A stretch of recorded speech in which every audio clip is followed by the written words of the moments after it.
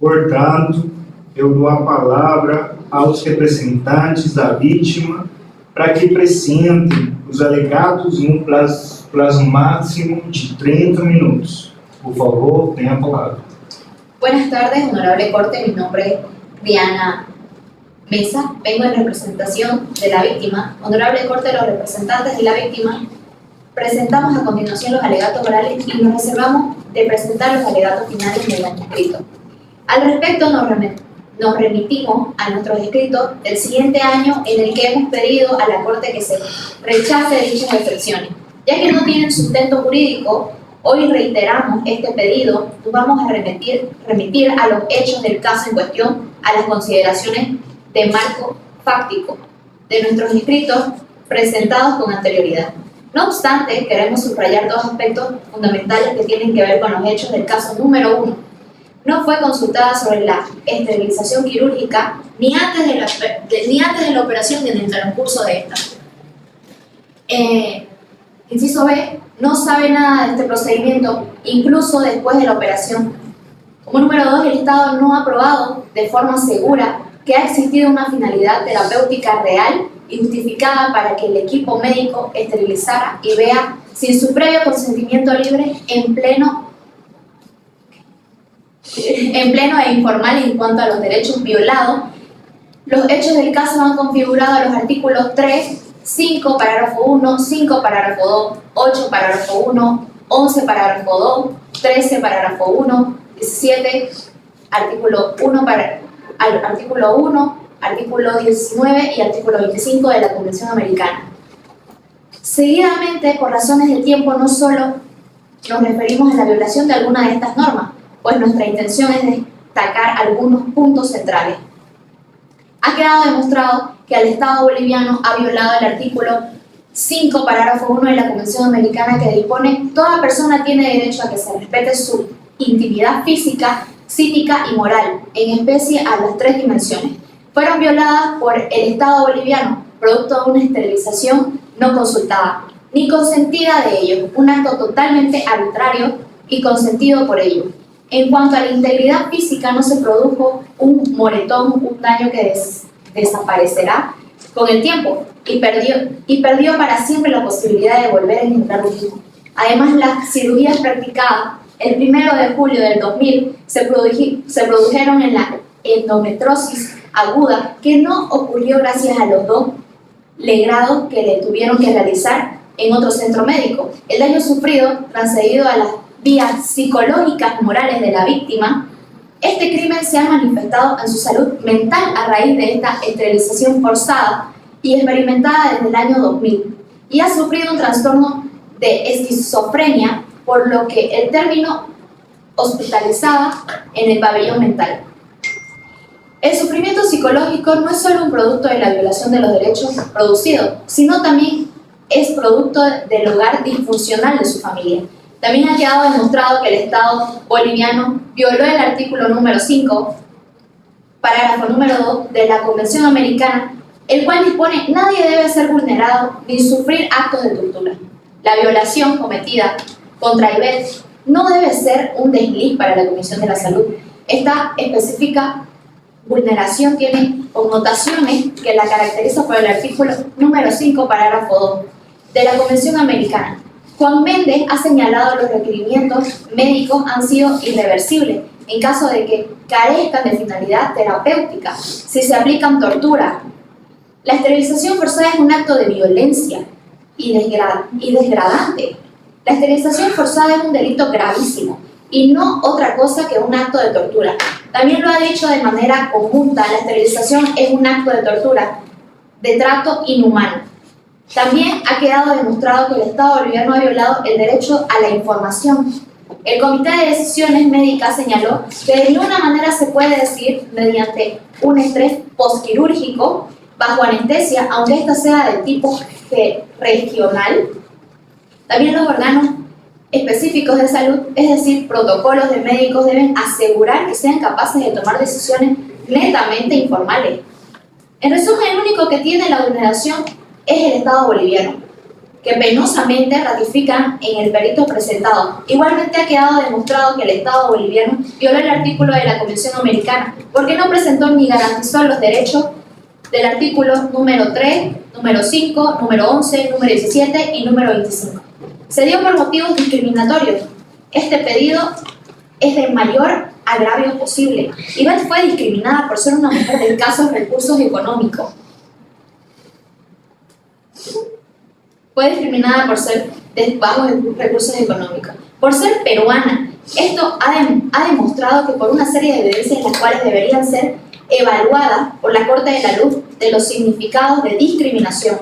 Estas definiciones establecen que la noción de discriminación denota la distinción, exclusión basada en todos los motivos de sexo, género, nacionalidad, condición económica, que tenga por objeto o por resultado anular o menoscabar el goce del ejercicio en condiciones de igualdad de los derechos humanos.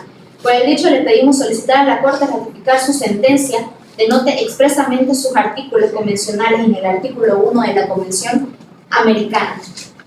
Resaltando el carácter discriminatorio basándose en el motivo de sexo, posición económica, estatus como otras condiciones sociales, como el hecho de ser peruano. Hemos alegado que en el Estado boliviano ha violado el estado psicológico de la hija de Ivette, que ahí la más joven de estas hijas aún es menor de edad. Hemos presentado pruebas. Los hechos ocurridos por Ivette han transcurrido a NB y a LA. Estas valoraciones permiten concluir en el estado psicológico de ambas han sido violadas por el Estado boliviano.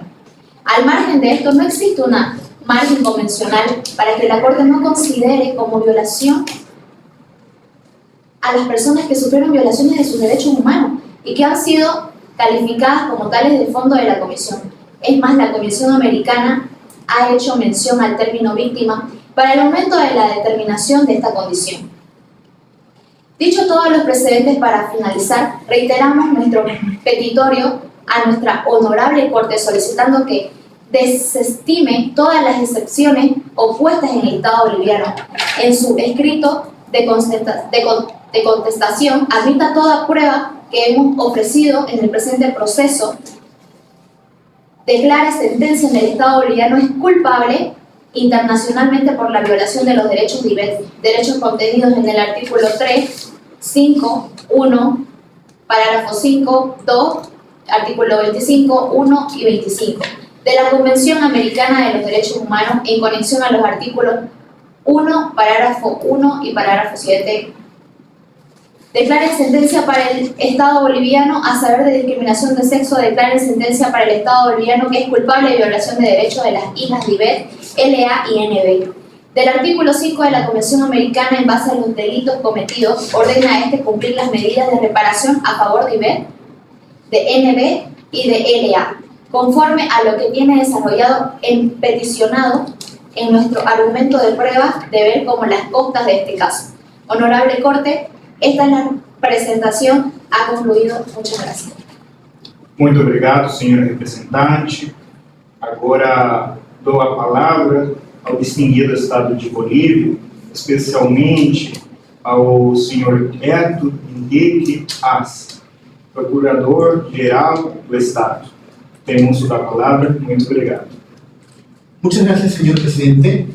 Es un honor para mí estar en esta audiencia pública en contra del Estado Plurinacional de Bolivia,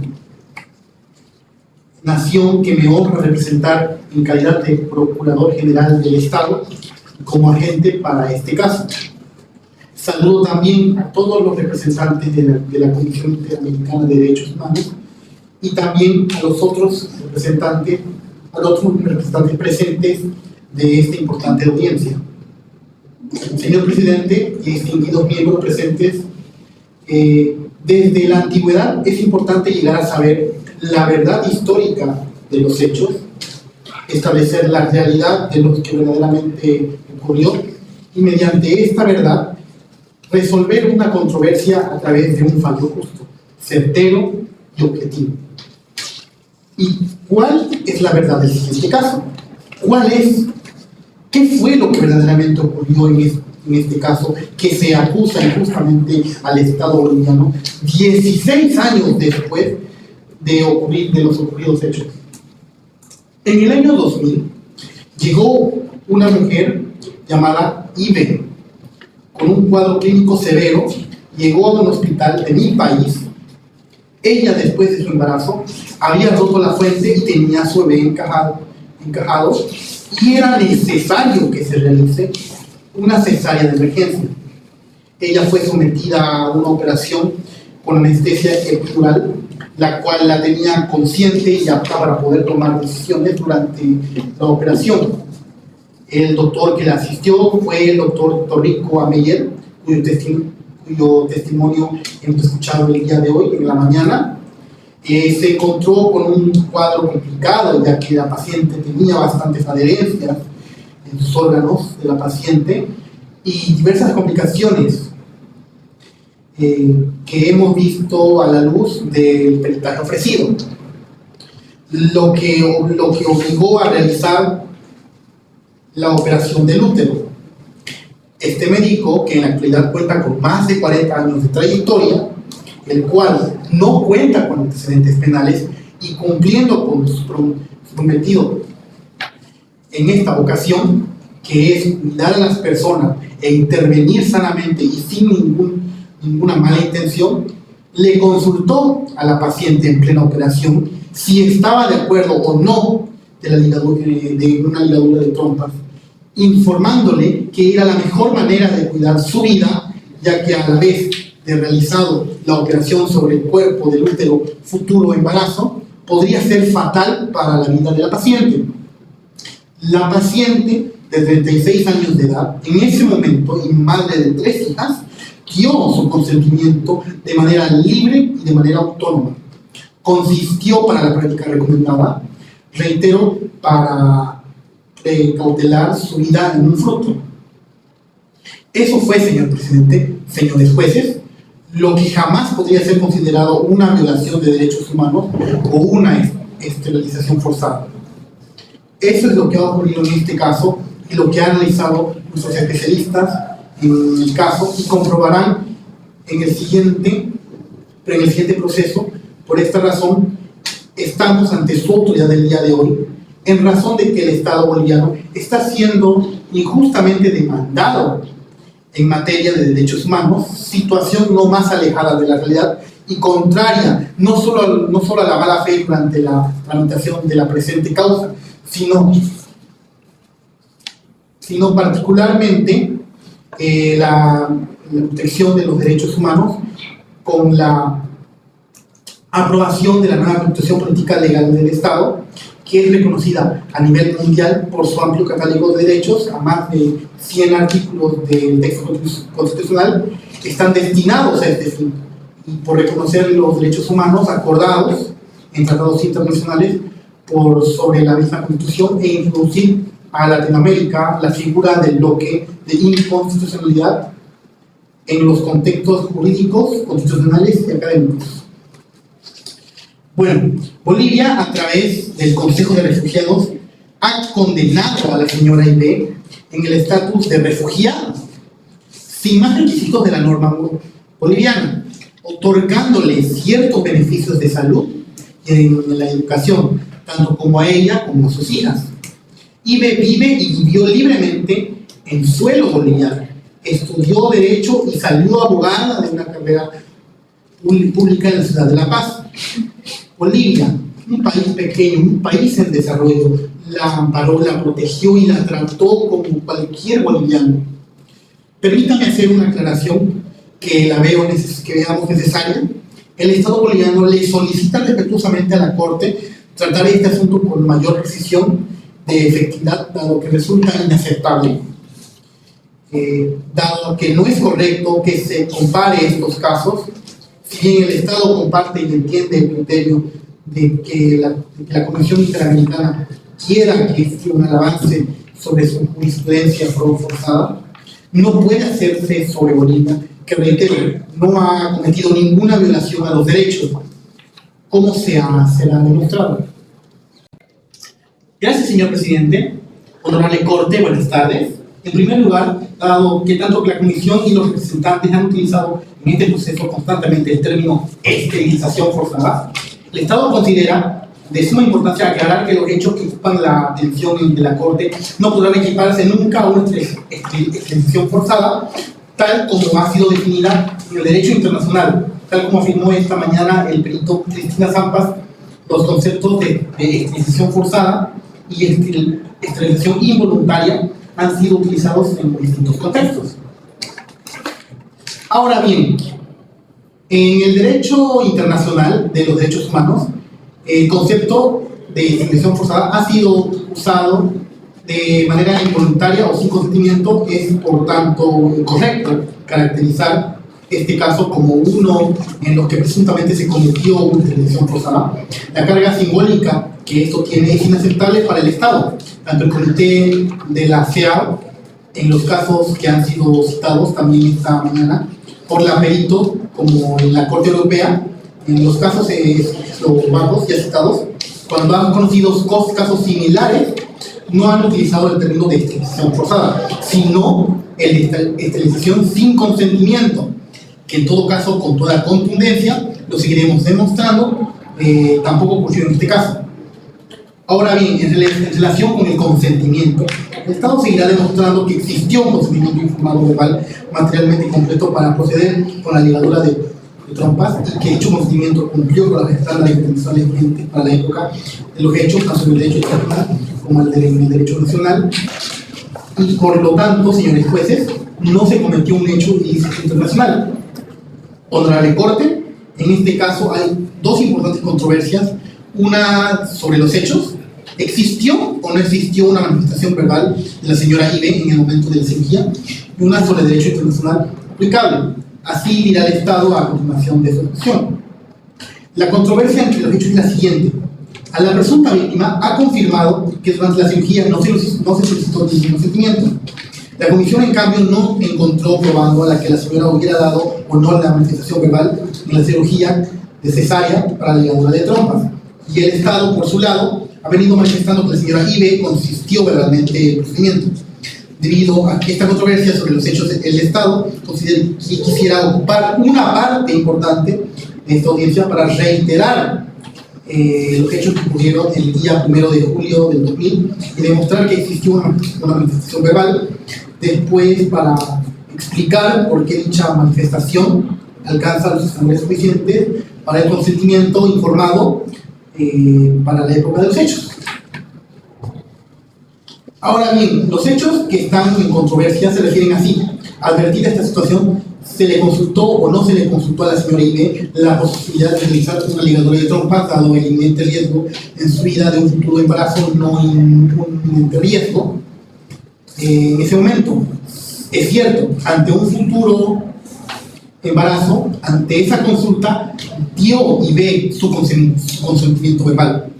Honorable Corte, cuando existe controversia sobre los hechos presuntamente constitutivos de violaciones de derechos humanos, esta Corte ha admitido múltiples veces la prueba mediante el juicio.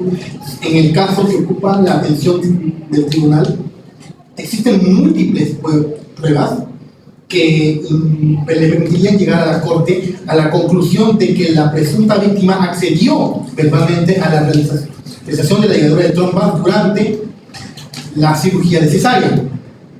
Primero, las auditorías médicas registran las declaraciones testificales de las personas que estuvieron presentes durante la cirugía. Los presentes declaran haber escuchado a la presunta víctima manifestar su aceptación a la ligadura de trompas. El doctor Torrico, el doctor Vargas y el circulante Ticona señalaron expresamente en los procesos internos de manera expresa que Ibe respondió: sí, doctor, lígueme.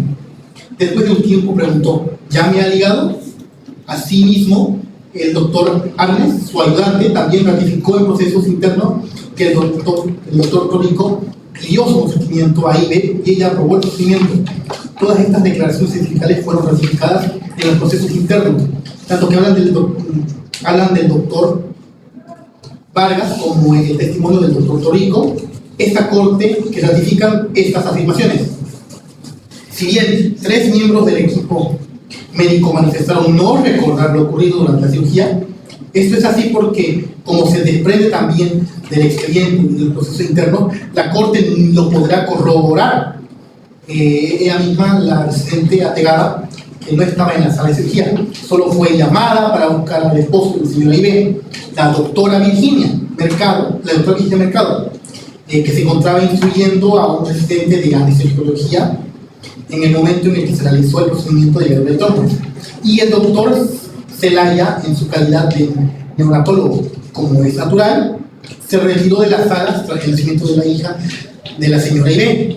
Tercero, existe una nota de la historia clínica que señaló que se le había comunicado respecto a las ligaduras de trompas a la señora Ibe. Textualmente, se decide por la presencia de múltiples adherencias y la incisión corporal uterina, la realización de salpingoglasia bilateral en tipo homeroide para salvaguardar la vida de la futura madre, y se comunica a la misma el plazo operatorio de dado consentimiento verbal.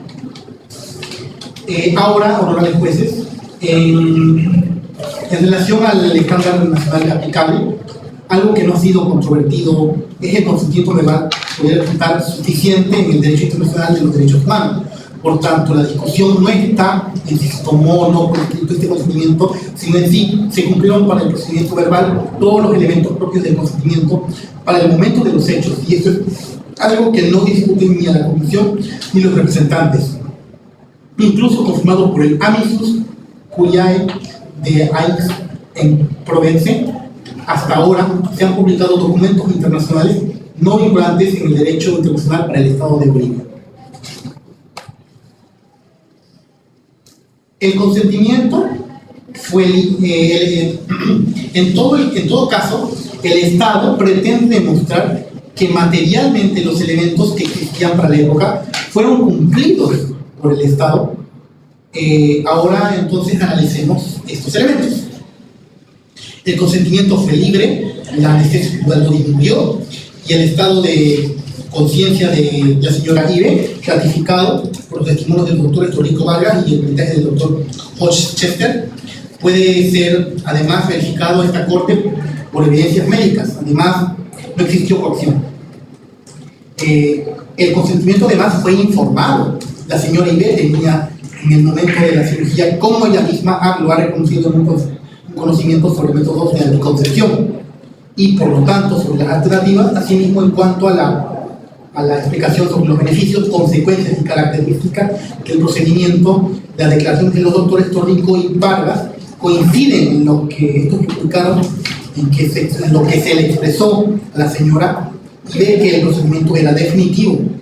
Ahora bien, esta mañana la señora Ibe también nos informó que ella sabía que ese procedimiento era definitivo. Por eso nunca lo había pensado en anteriores ocasiones. Pero más allá de las preguntas que puedan surgir sobre el grado de estrés de la paciente sobre otros elementos, el hecho que parece un momento incluso que la OMS permitiría este procedimiento, por lo que no había sido alcanzado en una evolución en el conocimiento ni en la jurisprudencia internacional, que permitiera a los médicos en ese momento razonar de una manera distinta a la que hicieron. Por último, en cuanto al argumento de los representantes en relación con el consentimiento, debido a la forma interna en Bolivia, la MSP-S4, de hecho la Corte pudo evidenciar que la práctica de pruebas de esta normativa era aplicable únicamente a la ligadura de trompas involuntarias, no solo por el título, sino también porque expresamente esta norma dice que está dirigida a mujeres en edad fértil, que no deseen más hijos, e incluso una de las precauciones temporales que contempla la norma es el embarazo o la sospecha de embarazo. No hay una norma aplicable a los hechos en casa. Honorables jueces, si ustedes me permiten 2 minutos más, podría, por supuesto, utilizarlos a los representantes para poder cumplir a ellos. Pode prosseguir. Assim, se fará acréscimo de 2 minutos na réplica. El Estado quisiera reiterar, no existía una obligación internacional vigente para el momento de los hechos que le hubiera exigido a Bolivia o a los médicos a actuar de manera diferente. Si no existiera esa obligación, tampoco se produjo un hecho ilícito internacional mal podría declararse responsable internacionalmente al Estado sin existencia de este hecho ilícito. Tampoco honorables, jueces, oposición a tortura, en caso concreto de la prohibición de tortura y otros tratos. Se refiere a aquellos actos que impliquen graves sufrimientos físicos o psicológicos y la señora Ibe accedió al procedimiento de ligadura espontánea y además el fin por el cual se realizó la ligadura era para prevenir que un futuro embarazo fuera a generarle una consecuencia grave.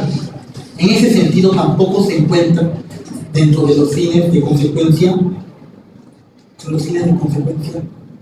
muy graves. En ese sentido, esta conducta en el derecho internacional tampoco se violaron las garantías judiciales y la protección judicial de la señora Ibe, porque ella siempre tuvo acceso a la administración de la justicia, porque no se constituyó como que detalle en el proceso penal, a pesar de hacerlo en cuanto el retardo de manera injustificada, a pesar de poder hacerlo y cuando el retardo injustificado. Lo cierto es que ella misma hubiera podido poner la denuncia a la ley en Bolivia. Exige que sea la persona que se sienta afectada con la falla disciplinaria la que imponga la denuncia, y tampoco lo hizo. En cuanto a la extinción de la acción penal, como ya se ha demostrado, existía el recurso de amparo que era adecuado y efectivo y tampoco fue usado por la víctima. Pero más importante, señores jueces, para concluir los casos europeos han afirmado en caso de procedimientos médicos es suficiente un procedimiento administrativo como el que se llevó a cabo, en este caso, un procedimiento administrativo sancionador, especialmente para las conductas en las que se muestra la buena fe de los médicos.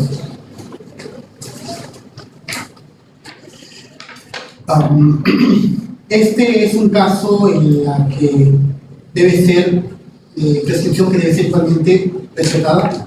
Honorables jueces, muchas gracias. Muito obrigado. Por quanto tempo? Você está por 2 minutos.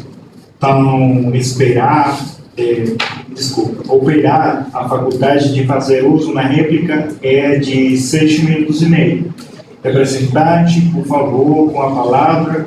Muito obrigado. A representação do Estado da exposição.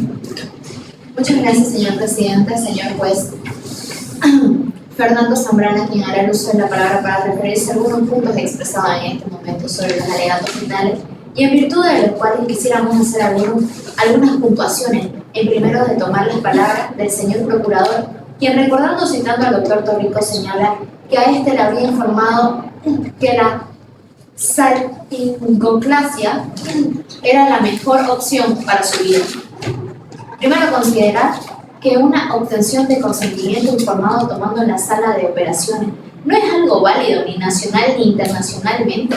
Segundo, al expresar que era la mejor opción para su vida, no se está agraviando justamente lo que nosotros hemos venido a denunciar, la vulneración de los derechos como mujer a un Estado machista, patriarcal, misógino, en el cual se considera que un médico puede y decida la mejor opción para una mujer. Creo que en este punto es esencial para entender justamente la posición en la que nos estamos encontrando. Y Ibe no es una víctima ahora, resulta que es una mujer que está inventando toda una situación con su familia para mantener una mentira por más de 16 años. Es una mentira que por más que tenía que trasladar un proceso administrativo a procesos judiciales y elevado en más de 3 lugares, dejando a su familia, incluso a punto de que sus hijas lleguen a tener traumas psicológicos severos, al igual que ella misma, al ser internada en un hospital psiquiátrico. Es parte de una mentira. Todo esto está queriendo desconocer el Estado. Se equivoca al señalar que está comparando la esterilización forzada con una política del Estado. Por el contrario, nosotros consideramos que la esterilización forzada no debe estar vinculada necesariamente o un contexto de una política estatal, porque no se trata de un derecho colectivo, sino un derecho individual. Y recordarle al señor procurador que quienes han utilizado el término de esterilización forzada no hemos sido nosotros, han sido ellos en la respuesta a nuestros escritos de solicitud de argumentos y pruebas. Por otra parte, en cuanto a lo que se refiere a la vía de amparo constitucional como un mecanismo efectivo que debería ser agotado, recordar que la acción de amparo constitucional en Bolivia y en otros países es una acción extraordinaria. Y como lo ha señalado la jurisprudencia interamericana, así como también las resoluciones del Comité Internacional de los Derechos Humanos, pues no es una vía que necesariamente debe ser agotada. Además de eso, vayamos al supuesto hipotético, que no lo hayamos aceptado, pero vayamos al supuesto hipotético de que tenía que interponer un amparo. Es decir, estamos hablando de que una persona que ha llevado 1 a 1, sino 3 procesos penales en los cuales se ha realizado una serie de mecanismos de actos que han ocasionado la nulidad de estos procesos. Por temas de formalidad, el traslado de procesos de ciudad a ciudad y de ciudades de pueblo, que estaban alejados por más de 4 horas a la inasistencia de los presentadores del Ministerio Público y las suspensiones permanentes de las audiencias. Es decir, la señora Ivette tenía que interponer un amparo para demostrar que no había una ineficiencia en el sistema judicial boliviano, cuando sí había una. Cuando el ser una violación de acceso a la justicia, que también fue declamada de nuestra parte, en otras palabras, ella tendría que demostrar que el sistema judicial no falló cuando sí falló. Sería absurdo pensar que la vía de amparo constitucional va a lograr remediar una decisión por un hecho en el hecho de que va a lograr la retardación injustificada de justicia. Pero además de eso, la jurisprudencia nacional hasta el momento, en ningún momento, en ninguna ocasión ha demostrado lo contrario. Todo ello nos hace pensar que en este tema de agotamiento no es un elemento que debería ser considerado por sus autoridades, entre otras cosas. Se señala que o se está tratando de vincular que lo que se realizó el doctor Torrico pues está respaldado por 46 o por más años de ejercicio profesional. Simplemente recordar a sus autoridades que todos los procesos administrativos judiciales e incluso en la declaración presentada ante la FIAT de Marcos Vargas, él señala que no participó en la salpingoplasia bilateral, pero hoy día, oh sorpresa, resulta que un tutor maestro del excelso doctor Torrico dice sí participó, y le digo una de las trompas de falopio, es decir, que el estudiante, quien no estaba a cargo de la operación y que en todo momento señale que había retirado al evidenciar que existía adherencia para darle paso a un instructor para que lleve a cabo la amplioclasia, pues termina siendo parte de la misma. Y esto hubiera sido así, no tendría él que haber sido parte de este proceso judicial para determinar su responsabilidad y participación en los actos que se habían cometido. No porque justamente el argumento fue el no participó porque era un residente sin responsabilidad, entonces aquí está ante un hecho en el cual se está tratando de hacer prevalecer una cantidad de años como si fuera un requisito de idoneidad, cuando no solo hay versiones contradictorias, como lo que hemos visto en el día de hoy, sino hay versiones contradictorias incluso en cuanto a quienes estaban en la sala dentro de las operaciones. Se fija la declaración ante Fidavid del doctor Marco Vargas, cuando nosotros le preguntamos como representantes de la víctima quiénes estaban en la sala de operaciones, él dice estaban todos, y cuando el Estado le pregunta quiénes estaban, él dice no estaba nadie en los procesos administrativos, dice estaban algunos, dice no escuchó a nadie, pero también dice que escucharon a algunos. Sin embargo, el día de hoy hemos escuchado que una circulante de personas había escuchado decir a la señora Ivette, sí, por favor, lígame más bien, que no dijeron que sí, por favor, vulneren más los derechos. Claro, hay una razón para que tanto el doctor Torrico como el doctor Vargas hayan actuado como lo han hecho.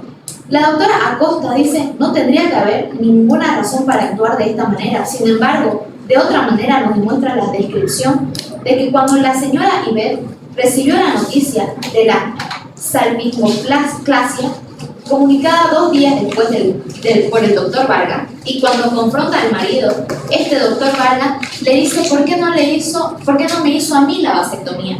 Por supuesto que no está tomando en cuenta, porque es una cuestión de género, porque la que debe ser ligada y la que debe ser operada, y aprovechando de que está abierta la señora Ivette, nunca pensaron en el marido no pensaba para preguntarle si se le podía realizar a él la vasectomía.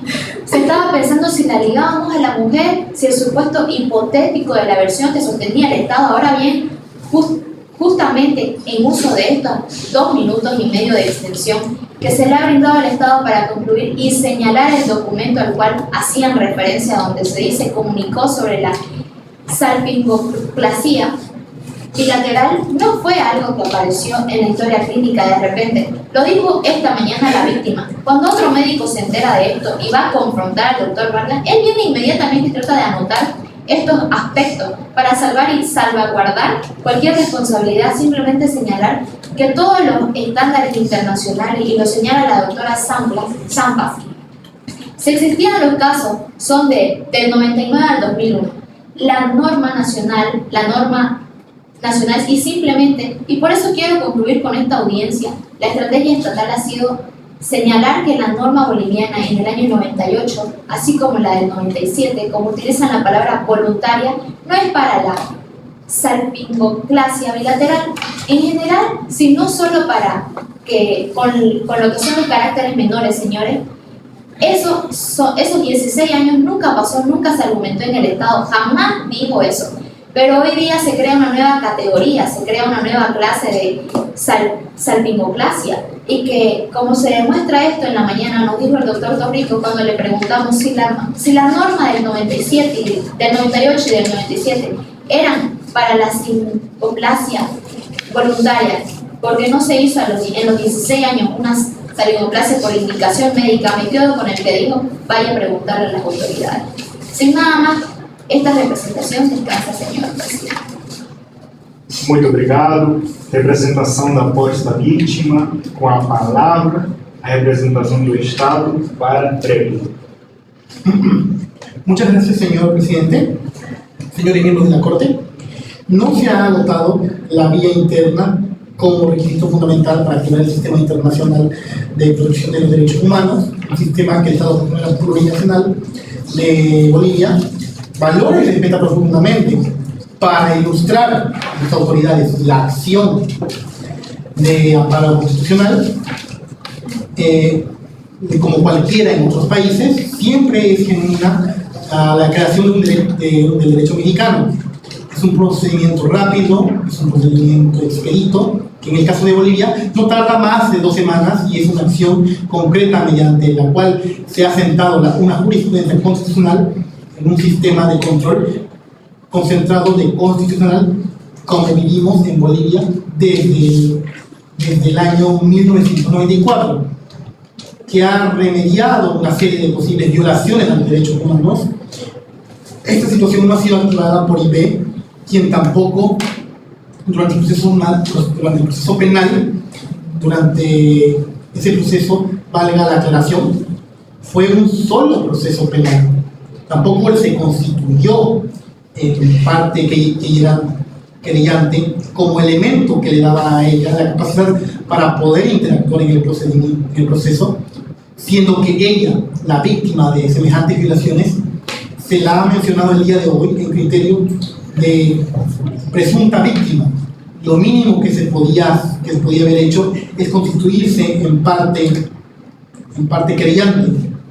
Yo solicito expresamente que se tomen en cuenta que sus 2 reconocimientos que ante el pleno de esta ilustrada Corte se han hecho, señor presidente.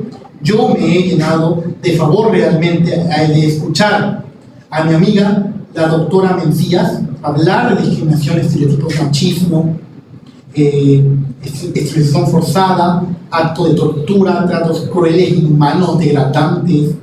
Y el doctor Zambrana, escucharlo hablar de misoginismo, decía el principio de la intervención. Señor presidente, el proceso sirve para eso, que se establezca la verdad de las cosas.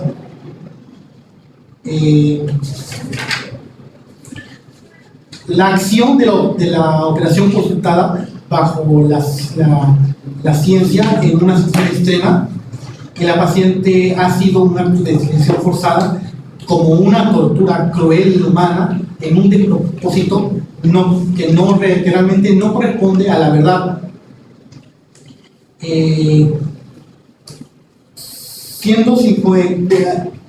Hemos corregido posiblemente con procedimientos muy serios que los hemos podido compartir en esos procedimientos. No es correcto y no sería justo, señor presidente, que se condene a un Estado por estándares, por algo que sucedió desde hace 14, 15 años después de irse por actividad de la norma, respetando lo grande, lo extraordinario que es desarrollar jurisprudencia en la materia de derechos humanos, pero la irretroactividad de la norma es el elemento que nos ha permitido a los seres humanos vivir y desarrollarnos como sociedad políticamente organizada, vivir en paz. No tendría sentido, señor presidente, señores miembros de esta respetable Corte, que a título de reconocer y darle debilidad a una jurisprudencia la cual nosotros compartimos y a la cual nos vamos a adherir y vamos a ser el primer país en adherirnos, no tendría sentido que a título de eso se pretenda sancionar a un Estado con una situación que, como ustedes han podido ver, ha sido un hecho desafortunado y lamentable, pero que se ha hecho en una última instancia en defensa y cautela de la vida, el derecho fundamental que tenemos los seres humanos en un proceso de construcción de una mejor cultura de derechos humanos. Muchas gracias. Con eso concluye el Estado, reservándose ampliamente el derecho de ampliar sus fundamentos e instancias correspondientes. Muito obrigado, senhor representante do Estado, reitor Héctor Henrique Arce, e a representação do Estado, que assim ha concluído a sua apresentação. Finalmente, darei a palavra à representação da Comissão Interamericana de Direitos Humanos, inicialmente a comissária Margaret McKelvey, com a palavra para suas observações finais. Por favor. Thank you, Mr. President, and the members of the Court. The Commission makes its final arguments in three parts. The first, the premium objection regarding lack of domestic remedies, will be dealt by, and the other two violations of Inter-American Convention resulting from IV sterilization without free and informed consent, and the situation of impunity and reprobation will be dealt by myself. Thank you. Bueno, señor presidente, antes de entrar en el análisis de la falta de excepción del agotamiento de los recursos internos, la Comisión desea mencionar que la posición escuchada por parte del Estado en esta audiencia resulta incompatible con los planteamientos incluidos en sus escritos de contestación con relación a la supuesta falta de voluntad de la Comisión para permitir un proceso de solución amistosa, así como la supuesta obstaculización de la Comisión para que el Estado pudiera cumplir con las recomendaciones del informe de fondo. Con relación a la excepción preliminar de falta de agotamiento de los recursos internos del Estado, ha planteado que no se agotó la vía del amparo y que el mismo debió presentarse en relación con la decisión del 23 de agosto del 2006, mediante la cual se declaró la extinción de la acción penal. El Estado indicó que la Comisión no demostró falta de idoneidad y de efectividad de este recurso, olvidando que desde la primera sentencia, esta Corte, por 30 años de jurisprudencia, se ha establecido que la carga de demostrar la idoneidad y efectividad de los recursos es del Estado, por ser una defensa que está prevista en la Convención Americana. En su favor, en ese sentido, el Estado efectivamente invocó el recurso de amparo en la etapa de admisibilidad ante la Comisión, pero el sustento sobre la idoneidad y efectividad de este recurso fue distinto del sustento presentado tanto en su contestación como en esta audiencia específica ante la Comisión, en la que el Estado se basó en 3 sentencias constitucionales, mientras que en el escrito de contestaciones ante la Corte se basó en 4 sentencias constitucionales, todas distintas. El sector del Estado es violatorio de reglas de preclusión y correspondencia ya establecidas por esta Corte en múltiples casos en materia de agotamiento de recursos internos y recientemente confirmadas en el caso de Duque contra Colombia. Efectivamente, como acabo de indicar, esta Corte, en el caso Duque contra Colombia, la situación debe ser analizada al momento de evaluar esta excepción preliminar. Es la situación que estaba vigente y la que fue presentada oportunamente ante la Comisión Interamericana. Dejando claro ese marco de análisis, la Comisión recapitula que al momento de emitir su informe de admisibilidad y en el año 2008, el Estado había presentado 3 sentencias, como se dijo, la primera sobre una solicitud de extinción de la acción penal por parte de un acusado que es exactamente la situación contraria a la de la señora Ibe. La segunda sobre una declaratoria de abandono de querella de ninguna manera vinculada con la situación de la señora Ibe, y la tercera sobre un asunto de propiedad privada, tampoco vinculada con la situación de la señora Ibe. En estas circunstancias y con este informe fue que la Comisión determinó en su informe de admisibilidad que la señora Ibe había agotado de los recursos que tenía en su exposición mediante la denuncia penal e impulso que tuvo que dar ella misma el procedimiento y la interposición de los recursos ordinarios en la vía penal. Honorable Corte, la aplicación de estas reglas de correspondencia y preclusión no es un formalismo excesivo como acaba de indicar el Estado, sino, como ha establecido esta Corte, es una manifestación básica del principio de igualdad de armas. El sistema en el trámite interamericano, en todo caso, la Comisión desea mencionar y de manera subsidiaria y aceptando en una engracia de discusión la nueva argumentación presentada por primera vez ante la Corte de las sentencias que se citaron en el escrito de la contestación ante la Corte se basan precisamente e indican que para que proceda el amparo para revertir una extinción de la acción penal es necesario demostrar que fue el imputado que generó las demoras, situación contraria a la que se presenta en este caso, pues como la Corte podrá verificar, múltiples autoridades judiciales reconocieron que la demora fue atribuida a los propios operadores jurídicos que conocieron el caso, en todo tanto en la investigación como en el juicio. En ese sentido, la excepción preliminar, además de extemporánea, también resulta sustantivamente improcedente. Paso la palabra a la señora McCoy.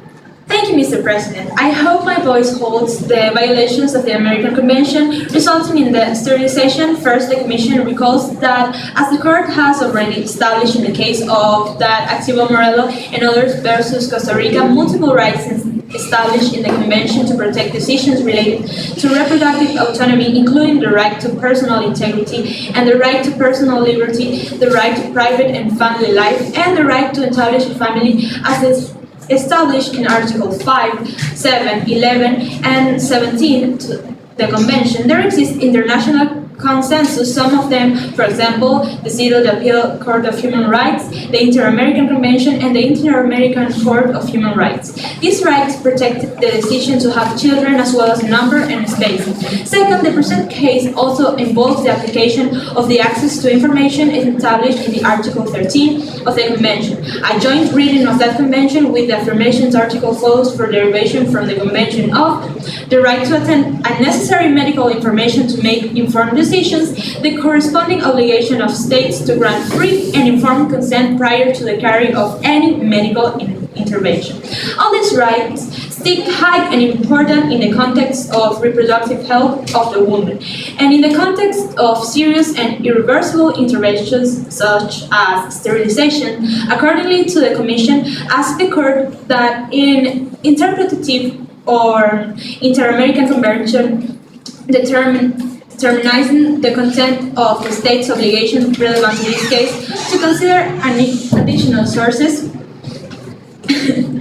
as International Conference of Population and Development Program of Action, the Convention of Elimination of All Forms of Discrimination and Swimming, the Beijing Declaration and Platform for Actions, the Standards and Guidance of World Health Organization and other agencies, the Ethical Standards of International Federation of Gynecology and Obstetrics. It is worthy to mention that at least since 1980, the World Health Organization formalized standards and guidance regarding informed consent for female sterilization, which all doctors in this field ought to know and apply. This, of course, must have been formulated many years before 1980. It is uncovered that the application of facts in this case that I view aright that the Women Hospital has stated on the 1st of July of 2000 and on the 1 to cesarean section.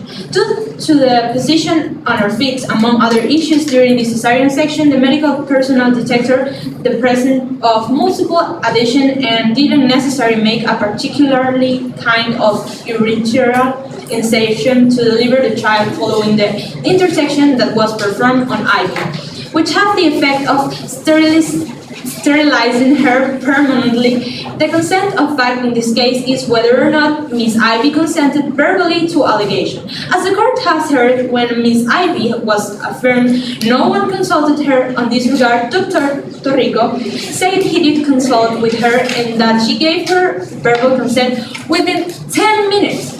The Commission emphasized that the state has not put Dr. Torrico assertions in any event. The Commission based its finding on the understanding that even accepting the state's theory of verbal consent, the conduct in question violated Ms. Ivy's human rights for the following reasons. Both Dr. Torrico and Dr. Hochacha made clear that this case did not involve an emergency situation but a potential future risk in the case of a new pregnancy. The possible risk from the procedure being done at a late time is a new argument which was never presented in any other domestic or international proceeding until they were today. This is what in common law, the law of reference, we call a recent invention, and it's all treated. The World Health Organization, in conjunction with UNICEF, Human AIDS, and OCHR, along with other human agencies, has expressly indicated that a tube ligation to prevent future pregnancy, it is not an emergency procedure. Nor does it obviate the obligation to obtain in prior informed consent, as IV situations clearly did not constitute an emergency.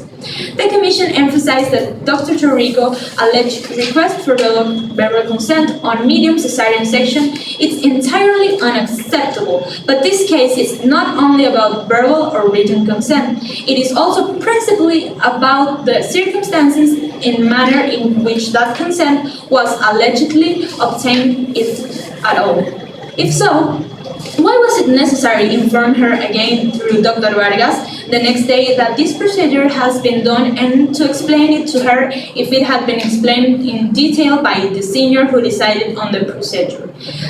That made it highly questionable.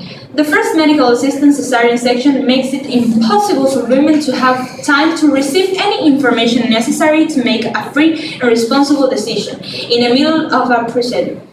As Dr. Hanaka explained, consent cannot be obtained during cesarean section due to physical, mental, and emotional state in which the woman finds self, and second, Dr. Torrico testimony of how he allegedly obtained the verbal consent makes it clear that it did not satisfy minimum standards. Dr. Torrico alleged that in just 10 minutes he was able to explain the meaning of the particular and future incisions, that particular incisions on the uterus, the effects of such circumstances, all the available alternatives, contraceptive methods.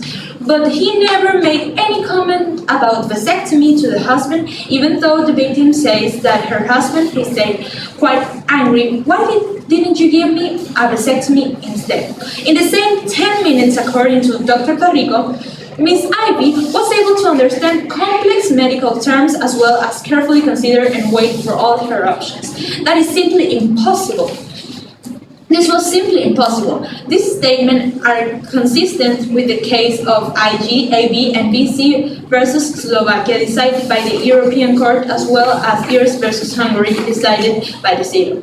These cases are very similar, practically identical to Ivy's case. To conclude, an sterilization on Ivy without having obtained her informed consent, the state violated the right to reproductive autonomy. More specifically, the state has violated her right to feel and choose to become a mother again, as well as the right to give a free and informed consent to any measure potentially affecting reproductive capacity. The American Convention protects the right to a joint reading of the right of personal integrity, the right to personal liberty, the right to private family life, the right to establish a family, and the right to access to information. That's all, Mr. President. Thank you. Muito obrigado à comissária Margaret Macri. Concluindo, por favor. Sorry, I'm so happy to be here. Thank you. Muito obrigado à comissária Margaret Ney Cole. Seja sempre bem-vinda e que a saúde melhore muito.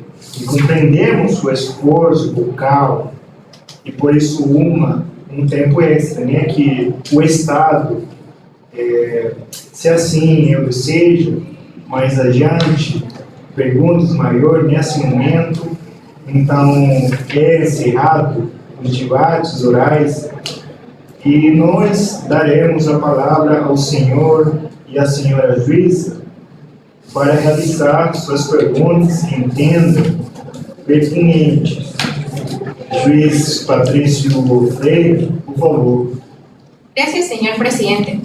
Una pregunta para las señoras y señores representantes de la presunta víctima. Uno de los hechos de la controversia probatoria principal, una de las controversias preparatorias principales sobre los hechos, en mi opinión, tiene que ver obviamente con que se ha manifestado el consentimiento, el que dio o no dio la presunta víctima en la mañana. Yo le hice la pregunta al doctor y luego de que he escuchado, ahora quisiera que ustedes me confirmen una duda que tengo. Las personas que estuvieron y que fueron parte del equipo que realizó la cirugía y la necesidad de los demás que se han detallado cuando se iniciaron los procedimientos, tanto administrativos como penales, ellos fueron llamados a declarar. A ustedes les consta que ellos hicieron declaraciones. ¿Y cuáles fueron las declaraciones que hicieron en relación a la prueba control de ser principal, que es la información previa o la pregunta que le hizo el cirujano? ¿Me podría alguna de ustedes contestar, por favor? La palabra, señor presidente. Señores magistrados, como representante de la víctima y respondiendo a lo que usted pregunta, señor juez, y valga la aclaración, la víctima lo ha señalado y nosotros lo hemos reiterado. En ningún momento hemos admitido, hemos aceptado que se haya realizado este procedimiento de consulta durante la operación, sino después de la operación. Y en cuanto a si los médicos señalaron uniformemente si habían escuchado o no habían escuchado sobre el consentimiento, cabe señalar que en el proceso administrativo, en los procesos judiciales, detalladamente nosotros lo manifestamos dentro, en qué momento, en qué lugar y en qué personas señalan. Unas dicen que estaban, otras dicen que no estaban, pero no oyeron. En una de las aclaraciones se dice que estaban todos, pero que nadie escuchó, y en otra dice que no estaba nadie, más que el doctor Torrico y el doctor Vargas. Siendo esta una de las situaciones más controversiales del proceso, la presunta víctima con sus representantes impugnaron de alguna manera, sea en la vía administrativa o en la vía judicial, las declaraciones de aquellos que dijeron que sí había escuchado que el doctor le hizo la pregunta, entendiéndose que previamente, o yo debo suponer que todos ellos declararon bajo juramento, seguramente cuando testificaban, qué acción tomó la víctima y sus representantes ante estos casos. Cabe señalar, señor juez, presidente y señores magistrados, que las decisiones adoptadas en el ámbito administrativo no consideraron el tema de si escucharon o no escucharon, sino simplemente procedieron a sobreceder a los médicos de una primera instancia. En una de las autorías se determinó una responsabilidad, pero después de una apelación y una cuestión de forma, se anuló la misma y se determinó el sobreseguimiento de ambos. En materia penal, ambos hechos fueron considerados o fueron utilizados y fueron la base de la determinación de la sentencia condenatoria en contra del doctor Torrico. No obstante, como se ha señalado y como se tienen los antecedentes después de la segunda anulación del proceso penal, mientras se estaba determinando este tercer proceso penal, pues se extingue la causa sin poder ingresar al fondo de esta temática. como es necesario, yo solicitaré sean los señores representantes del Estado o a las partes que remitan, cuando entreguen los escritos, toda la información referida al proceso administrativo que concluyó con la resolución final número 20/2012, porque de los caudos no está toda la información. Y particularmente me interesa conocer cuáles fueron las actuaciones en el procedimiento administrativo, una parte que tiene relación con los señalados.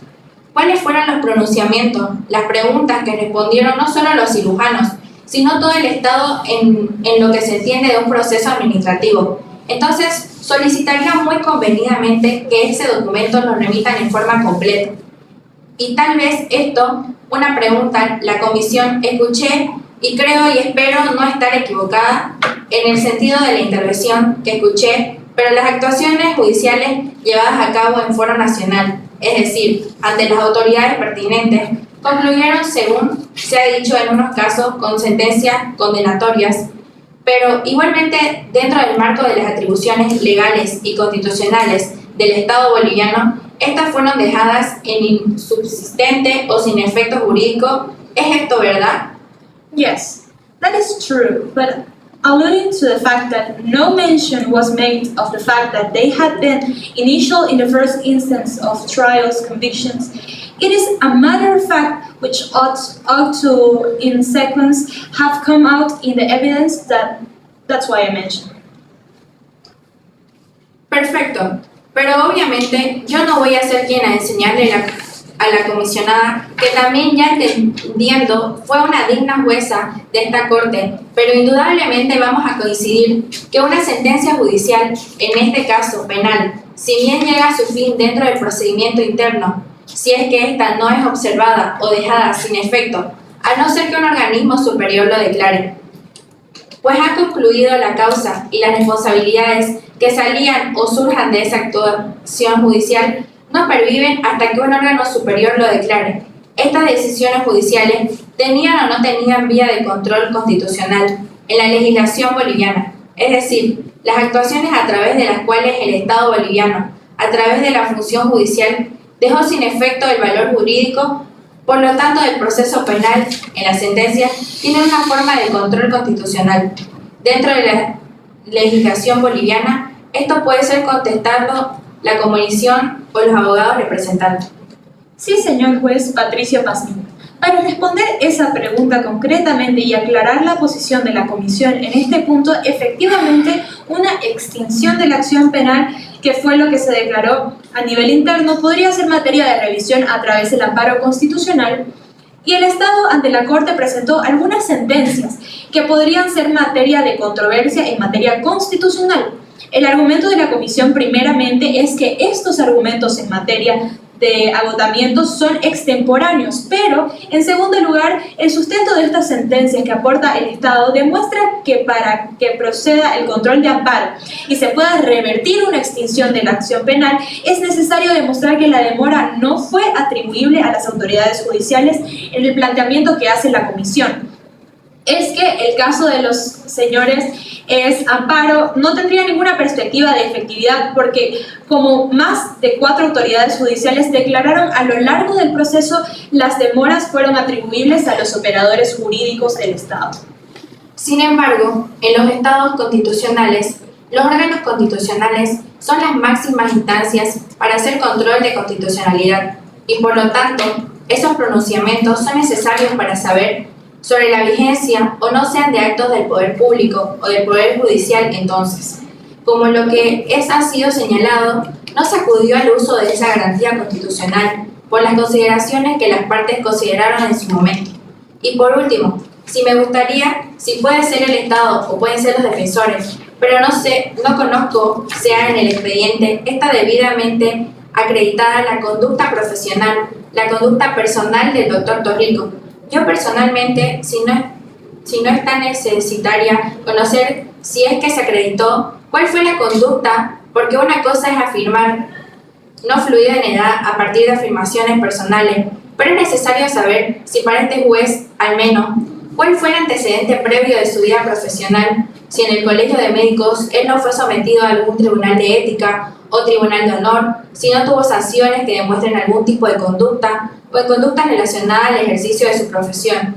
Generalmente, esto se acredita en los procesos administrativos o penales. Tener esta información, yo le solicitaría que me la incorporen o la hagan llegar. Nada más, señor presidente. Muchas gracias. Muito obrigado, juiz Pazmiño. Señor presidente, quisiéramos, si nos permite, brevemente la palabra. Señores de la Corte, muchas gracias. Consta en que el procedimiento, tanto en el proceso administrativo como en el proceso penal, que se siguió los antecedentes de la vida profesional en la trayectoria del doctor Torrico, señor juez, y estos han sido, por supuesto, la base de algunas determinaciones que se han tomado. Si me permite, señor presidente, hay una aclaración fundamental y creo que la ilustrada comisión que se encuentra en un error garrafal en mi país, como en muchos otros países, cuando la demora de un proceso penal es atribuible a las partes, muchas veces esas partes no quieren que se haga su proceso. Cuando es atribuible a las partes, no procede la extinción de la acción penal.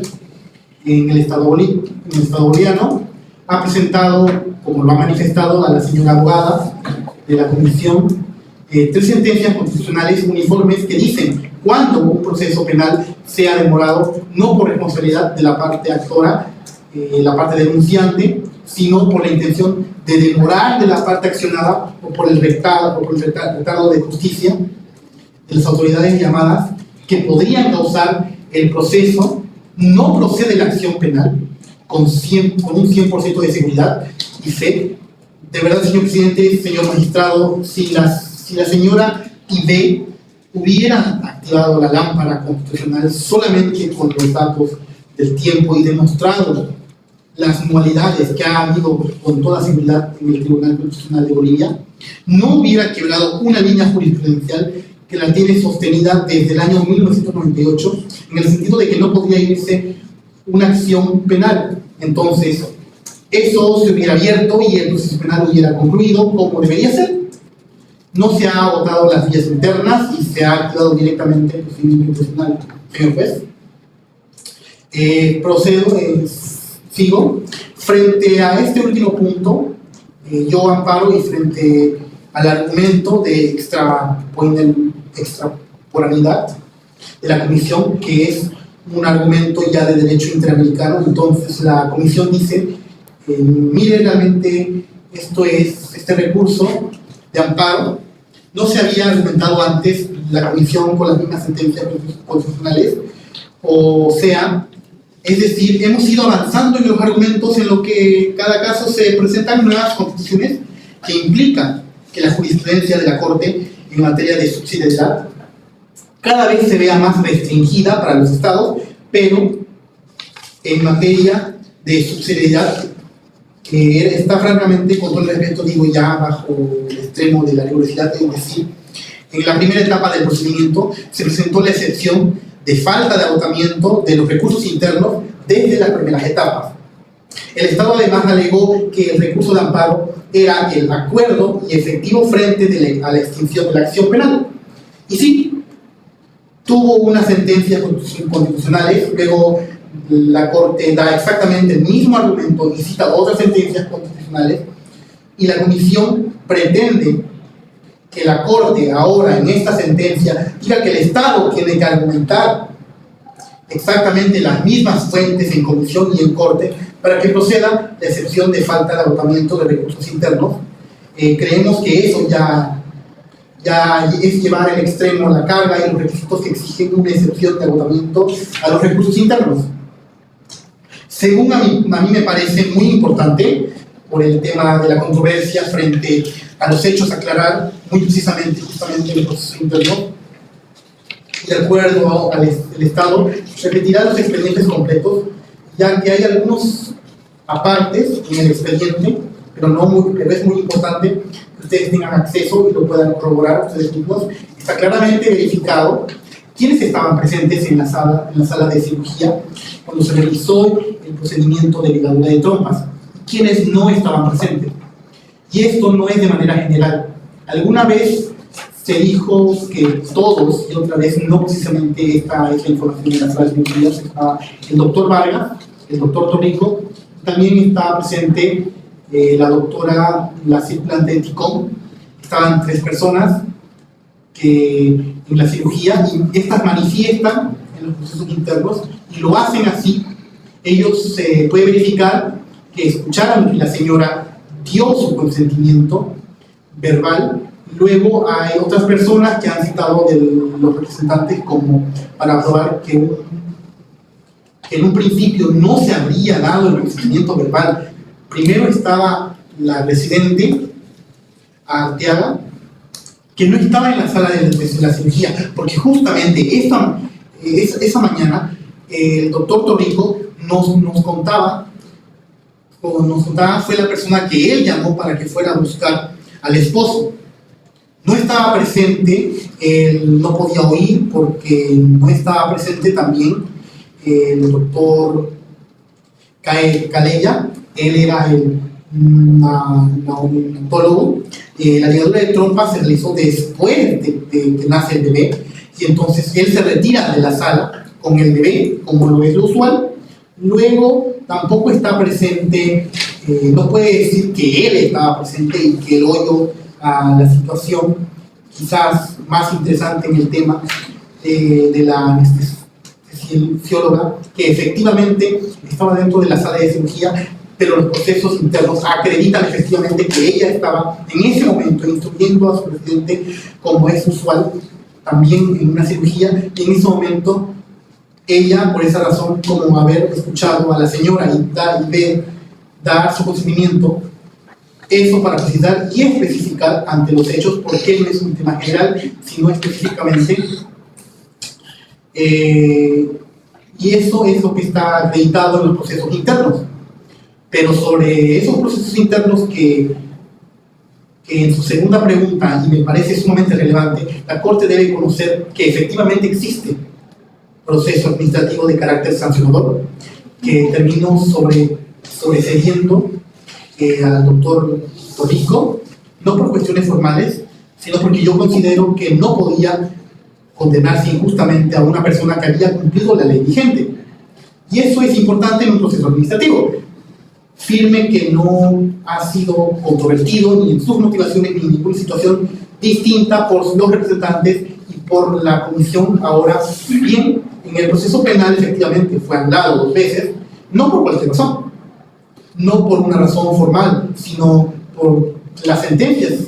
Había condenado a una persona cuando no se había comprobado su duelo. Eso es muy importante, tanto en la primera como en la segunda instancia. El fin, digamos que la anulación es específicamente para proteger los derechos procesales más íntimos de la persona dentro del derecho penal. Luego, efectivamente, no es simplemente por razones formales, y juntamos con una sentencia de fondo. No es que aquí se ha preferido ninguna decisión cuando sí se produjo en un proceso administrativo, pero sí se produjo en una decisión de fondo.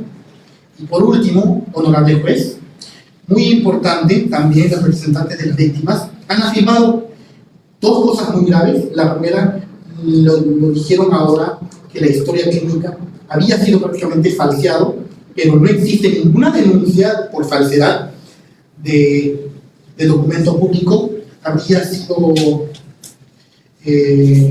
falsificado. Y segundo, usted lo mencionó muy bien, tampoco no hay ninguna denuncia por falsedad de testimonio. Si las personas que debieron haber escuchado a la señora B en la audiencia de decir que ella grabó su consentimiento, hubieran dado un falso testimonio en un procedimiento. En el procedimiento penal, y la señora Ibe contaba con asesoría jurídica, lo mínimo ante una indignación tal de esta falsedad era interponer una denuncia por falsedad de testimonio. No se ha interpuesto esa denuncia en Bolivia. Esto es otro indicio que le permite confirmar a la Corte que estos testimonios no eran falsos, honorables jueces. Muchas gracias. Muito obrigado à representação. Não vamos estabelecer debates agora, apenas são respostas. Agora, a pergunta do juiz Pazminho, por favor. Resposta diretamente. En relación al interrogante que mandó el juez Pazmiño, cabe aclarar, señor juez, que concluido el proceso penal y la extensión determinada por las autoridades ordinarias en Bolivia, en este momento no existía ningún solo fallo del Tribunal Constitucional en una acción de amparo constitucional en el que se haya determinado o concedido el amparo de una persona que no sea imputado dentro del proceso. ¿Qué quiere decir? Que de todos aquellos dentro del amparo constitucional donde se protegió los derechos de una persona que continúa en un proceso en el que se está solicitando la extinción de la acción penal, ahí sí el Tribunal Constitucional concedió la tutela en el sentido de que el imputado estaba siendo enjuiciado por un tiempo prolongado, estableció en la normativa procesal constitucional. En este caso estamos hablando de una situación completamente a la inversa. El intérprete plantear en el amparo constitucional, en este caso de quien estaba denunciado la situación en contra de los médicos que habrían incurrido en este tipo penal, encontrar a una persona, pues no existía en este año un solo precedente jurisprudencial que haya permitido o viabilizado la posibilidad de interponer esta acción de tutela llamada acción de amparo constitucional. Presidente, solo que la última intervención, ¿había posibilidad por intervenir esas decisiones? El amparo constitucional, señor juez, es una vía que puede habilitarse en el caso de vulneración de derechos. Sin embargo, esta Corte lo ha reiterado en innumerables sentencias, que las vías que uno tiene que adoptar son aquellas idóneas que evidentemente que efectivamente pueden restablecer los derechos de una víctima, que en este caso la jurisprudencia o no existencia de procedentes que podrían haber favorecido a través de esa instancia la restitución de sus derechos, dejando sin efecto esta extinción de la acción penal, no hace de una vía idónea para esta Corte, por lo cual não havia razão por la qual interponerla. Muito obrigado pelas importantes perguntas. Muito obrigado, representantes, ao representante do Estado, com a palavra. Se eu desejar, juiz Araújo Safari está falando. Gracias, Muy señor bien. presidente. Yo quería nomás pedir una aclaración porque tengo una duda revisando mis notas. La señora Ibe, durante el proceso del embarazo, ¿a dónde era atendido? ¿Dónde se le practicaron las ecografías que demostraron la posición en la que venía el bebé? ¿Quién fue el que hizo a los médicos que le dijeron que no se podía determinar el sexo ni duda en eso ocurrido en el Hospital de la Mujer? O la primera vez que ella llega al Hospital de la Mujer, es el momento en el que siente que necesita una atención de emergencia. Si fuera posible que me aclararan esas dudas, se lo agradecería. Muchas gracias, señor presidente. Señora jueza, en atención a su pregunta, los primeros meses de embarazo, la señora Ibe recibía los controles respectivos en un hospital privado en la ciudad de La Paz, en el Hospital San Gabriel, como lo ha manifestado en sus testimonios posteriores. Cuando ella se entera de que podía ser atendida en un centro de salud a través de un seguro universal que existe en nuestro país, es en el que acudió al Hospital de la Mujer, y justamente una de las personas que intervinieron en la cesárea y posteriores a la esterilización es el doctor Vargas. Fue el que en el 5º mes del embarazo le hizo una ecografía en la cual no se pudo determinar el sexo del bebé, y así mismo es donde se pudo evidenciar que se encontraba en una posición transversa, por la que eventualmente se tendría que hacer una cesárea en vez de un parto natural. Este mismo doctor Vargas que la había atendido en el Hospital San Gabriel es el que luego la atendió en el Hospital de la Mujer. Le aclaro, señora juez, cuando ella acude al Hospital de la Mujer, ahí es donde se le hace una ecografía a cargo del doctor Vargas, al 5º mes de embarazo. Eso es a lo que me refiero, y ese punto quiero que me lo aclaren bien. Entonces, ella le había hecho la ecografía en el 5º mes de embarazo en el Hospital de la Mujer. Quiero decir que este doctor Vargas, que es el que está en la cesárea, sabía de la situación de la que venía colocado el bebé. Sin duda, el doctor Vargas al 5º mes es quien participa, y hoy nos enteramos que es quien había ligado una de las trompas de falopio de Ibe, y él conocía a la presunta víctima en ese momento. Muchas gracias. Muito obrigado, juiz Humberto Seara, Porto. Juiz Eduardo Biossi, por favor. Pido me disculpe, porque lo mío más que una pregunta es una reflexión en general, producto tal vez de formación profesional, derecho internacional. Es lo que a mí me gusta de lo que se trata aquí. Y por eso hago la reflexión de determinar si hay un hecho ilícito internacional. Y subraya hecho ilícito internacional, esto implica, a mi criterio, de que no se está juzgando a ningún médico que haya participado en los hechos a los que hayamos referido, sino el Estado. El Estado es el único acusado siempre en esta corte, por eso siempre y además se le hace un juzgamiento de acuerdo al derecho internacional, que en este caso está expresado por la Conveniencia Americana sobre Derechos Humanos. De allí, lo que quiere que resuelva no es cualquier instancia, no es nuevo tribunal penal, no es fijar responsabilidades personales, ni es tampoco determinar lo que diga el derecho interno, sino en la medida en lo que diga el derecho interno puede ser ilícito internamente. El hecho ilícito internamente, por eso es bueno recordar esto, tiene dos componentes. Es un hecho atribuible al Estado y es una violación a una obligación internacional del Estado, que sea un hecho atribuible. El Estado, en primer lugar, implica que es un hecho por un órgano del Estado a quien actúa en nombre del Estado. Este hecho ilícito internacional sí es comprobado en general. La obligación de César, el hecho que en este caso no es posible porque ya se afectó, no hubo repetición. Dar garantía sí que no volverá a ocurrir y reparará la restitución. De aquí tampoco se puede restituir indemnización y satisfacción.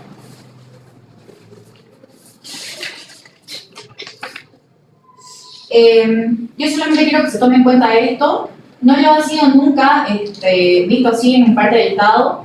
Nunca les pido que cuando respondan o si quieren presentar otro escrito tengan presente que hay un juez que tiene todas estas dudas, no para que me las contesten en este momento, sino es una observación que hago en general, y como supongo que el hacer cuestiones por escrito, me gustaría más tenerlo por escrito muy amable.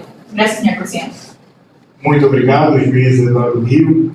Juiz vice-presidente Eduardo Ferreira Magrelo, por favor.